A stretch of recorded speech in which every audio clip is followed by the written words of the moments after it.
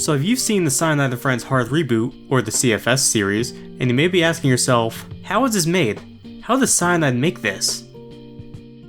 You don't?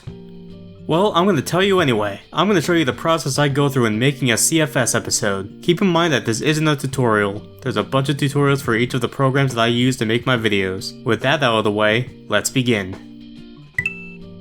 First thing that I do when I start making an episode is coming up with an idea.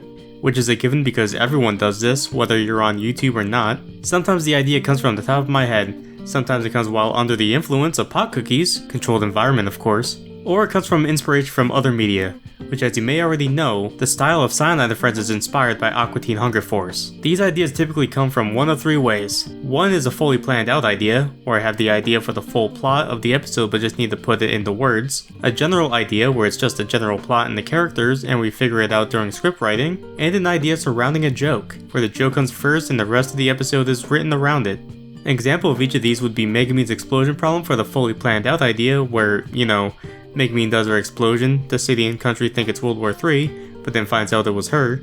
She gets arrested, and Cyanide has to try and help her out in court. Sayori's admin privileges for the general idea where Sayori takes Monika's keyboard and messes with it, eventually spawning the portal that would bring the Konosuba characters to 4DK. And Union's pet rock for the episode surrounding a joke. This is when Union shows Megumin her pet rock, Megumin getting jealous of said pet rock, and dismissing her pet rock, which was Dwayne "The Rock" Johnson. And now that we have our idea, we can start writing the script. I use Story Architect. I've previously used Kitsunerus, which was the original made by the same people behind Story Architect, and I've also used Celtics, Microsoft Word, and even Notepad. You can really use anything, but I use Story Architect. It makes the script writing process easier, it keeps all the scripts in one file, and it makes it look like a professional screenplay script. Here I have a general template. This will help the other people on the team who help write for the episodes, when they do. The template having Monika doing the gritty for the McGriddle, and Cosmo dropkicking her. I also have a character list here with the characters and their voice actors. I also color code the lines, hence why the characters have their own colors. This would help the voice actors find their lines when they record since not everyone uses the Control or Command F function. Then below that is a synopsis, which would then be used in the YouTube description. Now that that's out of the way, now we can write our script. When you write your script, I recommend having at least one person with you, whether in person or online in the Discord call or something so you can bounce off ideas, and so the other people can catch any spelling mistakes, plot holes, or anything else that you may miss when you're writing. Even so, still read your script carefully, it can help a lot. Cool, now that the script is done, this is when I send it to the voice actors over Discord. Now, when I set the deadlines, I set them for 2 weeks after the script is sent. This will give them enough time to turn lines in, and if something comes up in their lives and they can't make it, they would inform me and I would give them an extension if they need it. I normally send scripts in batches of 3, and each of them are due 2 weeks individually, so that would mean that the first script would be due 2 weeks after it's sent, then the second script would be due 2 weeks after that, and the third script would be due 2 weeks after that, and then continue the cycle for the next batch.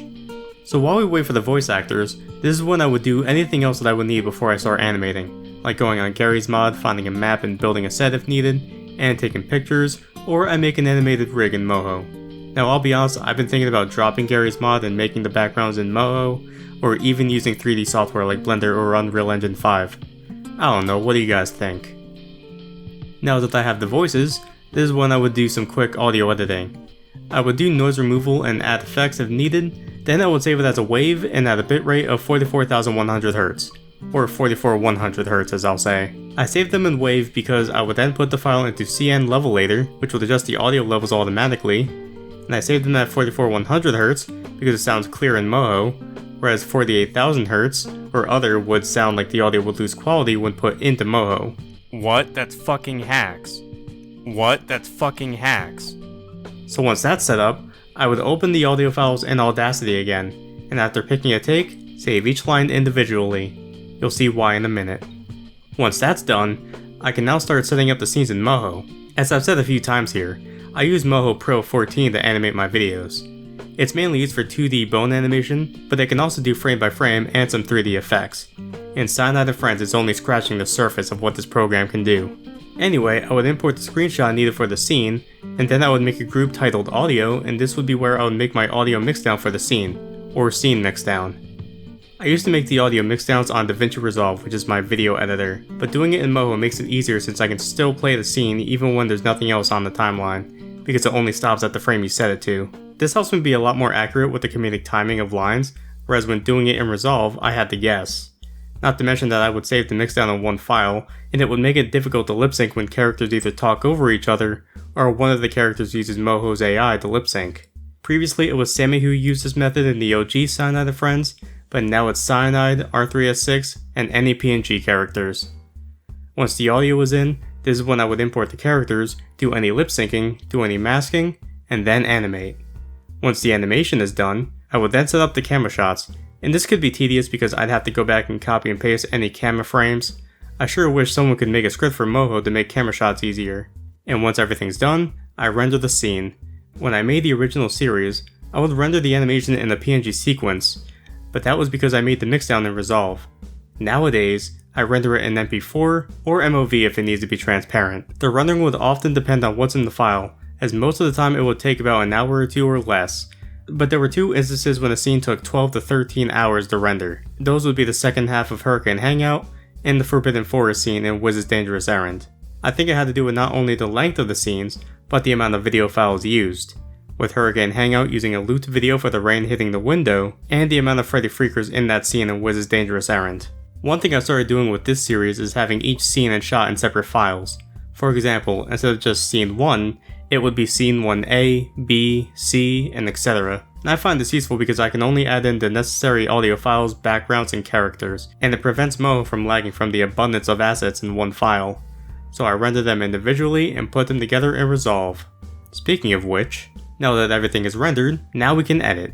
This will be when I put in the intro and make the basic edit, which is everything before the sound effects, music, color correction, and logo. Once everything is set, then I would add the ambience, such as the suburban neighborhood, the air conditioning, any other ambient sound needed, and then the sound effects.